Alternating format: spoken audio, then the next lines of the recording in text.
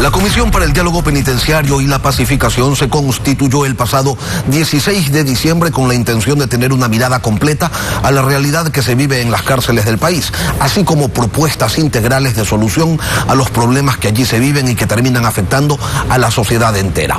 6 meses tienen para desarrollar su labor. Ha transcurrido la mitad del tiempo y la película está más clara.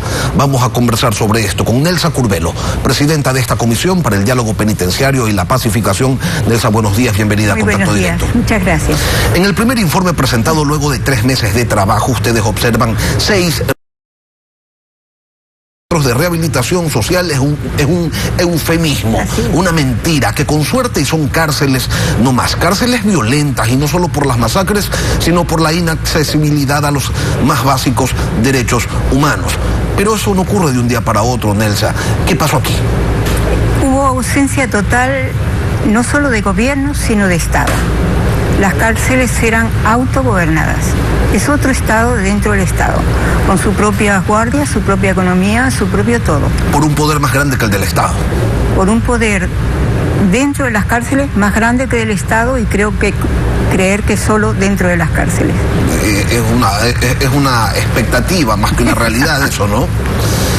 Ahora, la Comisión se expresa preocupada por esto, y con razón, pero, Nelsa, para un sector de la sociedad, y usted lo conoce, la preocupación de las autoridades debe priorizar, o debería priorizar, el precautelar el respeto a los derechos humanos de las víctimas y no de los victimarios. ¿Cómo lidiamos con esto? Y estoy totalmente de acuerdo. Es decir, bueno, a ver, cuando hablamos de justicia, y cuando un delincuente, como los delincuentes más osados van presos, todo el mundo respira, ¿no es cierto?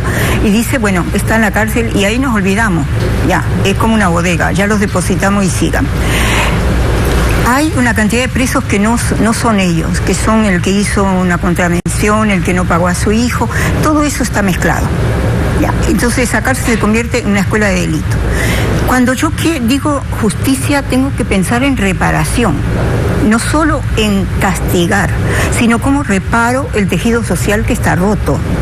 La familia que yo asesiné a un miembro de su familia que ahora no tiene el dinero que le aportaba, no pueden estudiar, rompí todo un esquema familiar, impacté en una sociedad. ¿Eso cómo se cura? Y esa visión y ese trabajo es inexistente.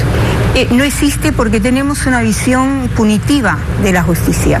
Y yo cada vez más insisto y insistimos. Por ejemplo, cuando pensamos en las personas masacradas, pensamos en la reparación que hay que hacer a las familiares de estos masacrados. Y de acuerdo.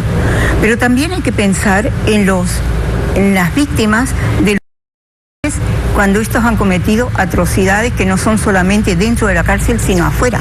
Es decir, toda esta justicia restaurativa es un tema pendiente que empieza a filtrar ya la manera como se está considerando y por eso pensamos que una de las soluciones es que los PPL puedan trabajar y ese trabajo reporte recursos a las víctimas que lo necesitan de lo que ellos cometieron, y también reporte una cantidad para ellos mismos y su familia cuando salga.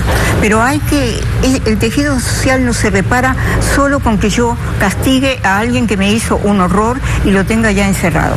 Nelsa, ustedes que en el informe de la Comisión señalan algo que ya se lo intuía, pero ustedes lo ponen sobre papel e indican que los PPL con quienes ustedes han conversado dieron nombres de policías que son brazo derecho de quienes son los responsables de los atentados, de las masacres, de los negociados en las cárceles del país, que los protegen.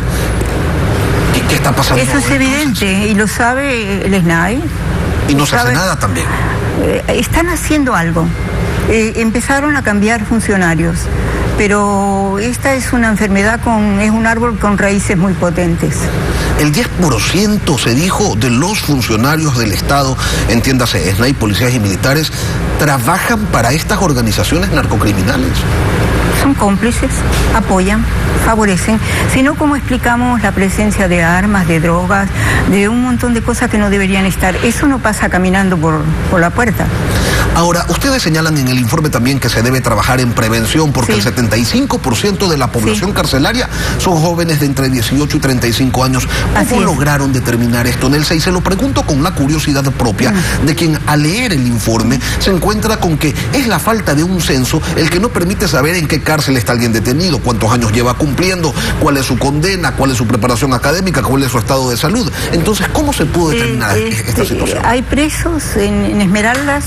Había presos que ni siquiera sabían por qué estaban presos, jóvenes, que les faltaban 2-3 días para cumplir 1 año y todavía no saben el motivo concreto. Alguien le dijo, yo a ti te voy a mandar preso y ahí está, pero no se sabe. Entonces, nosotros hemos visitado muchas veces, y el visitar no es ir y pasar, nos hemos quedado días adentro, muchas veces en todo el recinto carcelario de Guayaquil, todas las cárceles de Guayaquil, y ayer fue otro de los días que se pasó ahí todo el día dando talleres.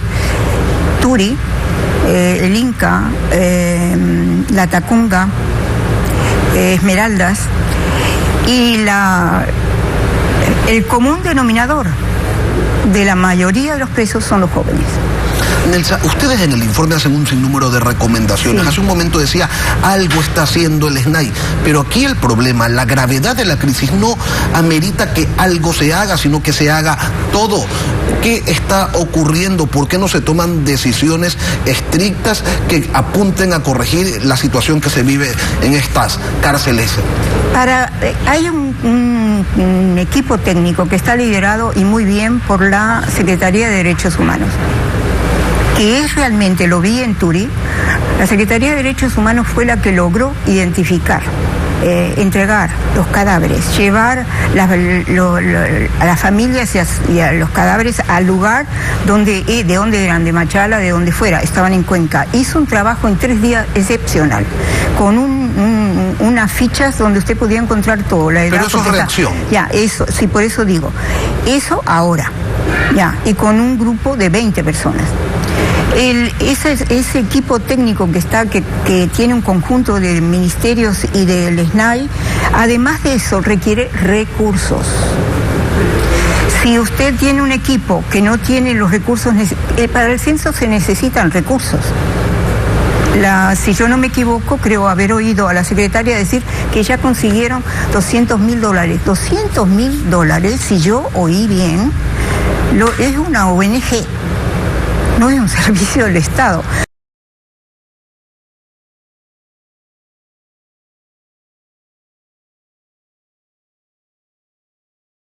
El engranaje de los recursos que hay que destinar para hacer. Ahora hay recursos destinados, pero si usted lo divide son para 3 años y entonces de nuevo volvemos. Manejan mucho más recursos dentro de las cárceles que lo que el Estado da para trabajar 1 año. Ojalá y para este tema tan crítico y tan grave no nos salgan con la misma cantaleta con la que salen siempre de no hay plata, no hay plata. Era porque es un problema de la sociedad, no es solo un problema de las cárceles. El hecho de que acá, dentro de los recintos carcelarios, de verdad fueran centros de rehabilitación, hacen que usted, yo y los demás tengamos menos inseguridad en las calles, podamos los hijos estudiar sin estar aterrados.